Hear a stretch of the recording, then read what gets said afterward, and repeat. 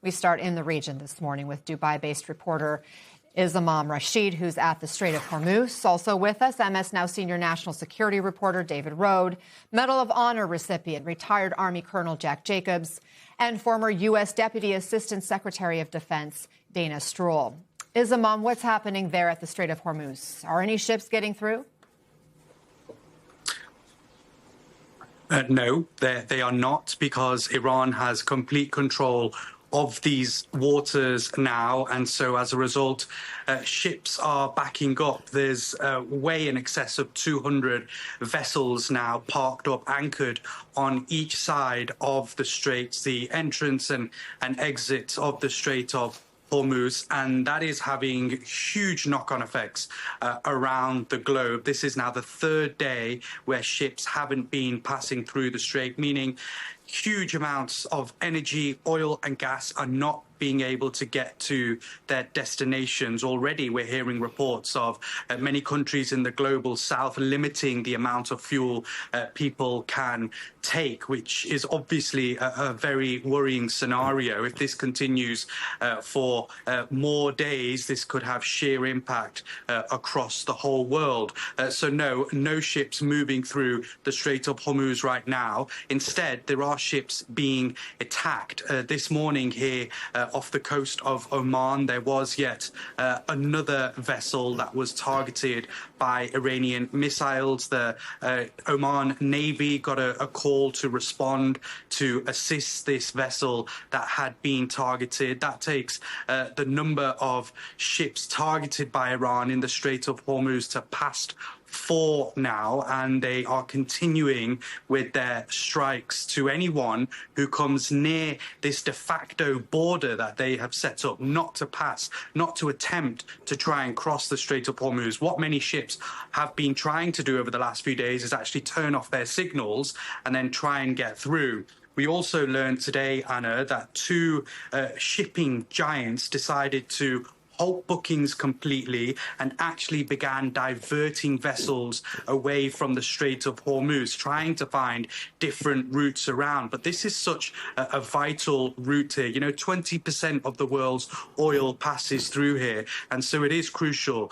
President Trump is still trying to find a way to actually escort some of these vessels through. He's saying U.S. Navy could try and do that, but that will be a huge task. And if Iran are willing to target any flagship in the vicinity, they could also potentially attack those U.S. Navy vessels if they try and escort any ships through the strait.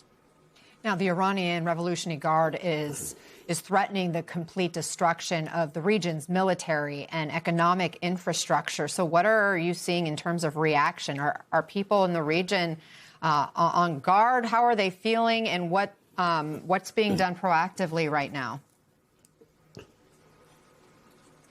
Well, Anna, look, as long as the US and Israel continue to target people in Iran, and yes, whilst they are trying to target some facilities which the IRGC are in control of, they're also trying to target potential weapons building and weapons manufacture sites. That would mean that it would flow the stem of missiles coming from Iran into US military assets and the wider Gulf. It's causing huge concern, particularly in the Gulf, because patience is wearing thin amongst the Gulf leaders. How much longer can they really take of a constant barrage of Iranian missiles and drones? Yet again, we've seen dozens and dozens of Iranian fire into the Gulf today. You know, in the UAE alone, it's exceeded well over 1,000 missiles and drones. The big question is do they have enough military defense systems to actually protect the people? It's a big question for the wider Gulf. But what I'm finding is actually this conflict is perhaps stepping away from a military fight and is actually going more towards an economic issue. And that's all laid bare here in the Strait of Hormuz. We're finding that the world could suffer from this conflict because of the closure of this strait behind me. Ismam Rashid, thank you so much for that reporting.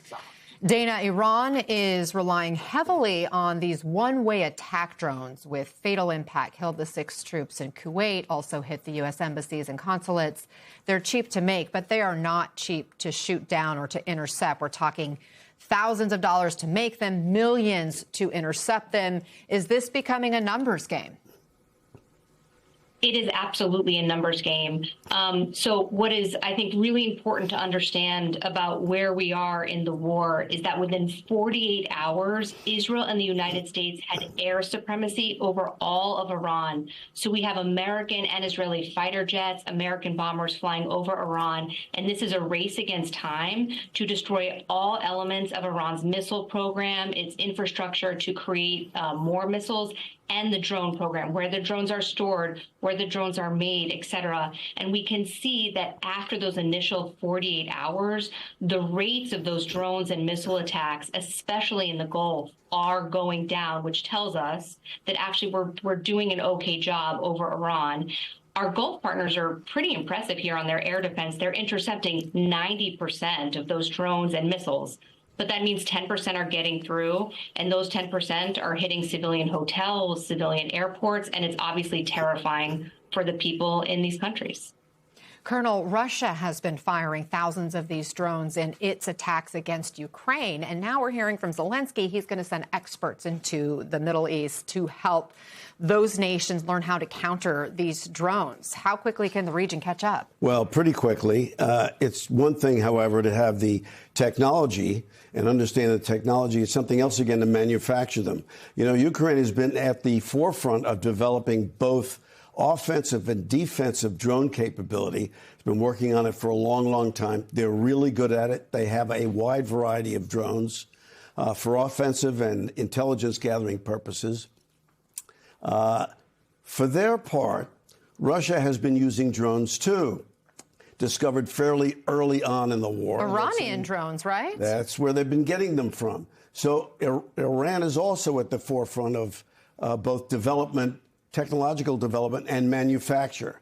And what we heard just now sort of focuses on what the American objective is, certainly over the midterm, and that is to destroy all the manufacturing and launch capabilities for drones.